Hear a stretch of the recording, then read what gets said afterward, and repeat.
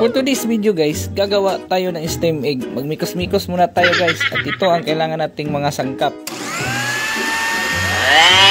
Pag nakumpleto na lahat ng mga ricados guys, ayan, buakin muna natin yung itlog natin na magkate. Pa yan sa silingan natin guys. Kuwang-kuha, fresh from the farm.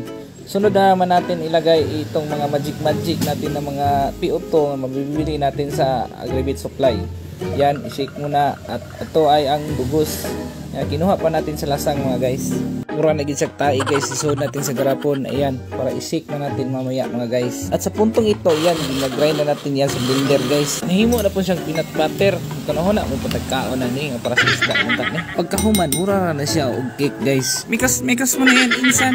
Iyan insan, i-flat mo yan insan. At ilagay mo yan sa nagbubukal na init tubig insan. O yan, taklubin mo yan insan. Ablihan naman insan, og itsik na insan kung naluto na ba yan insan.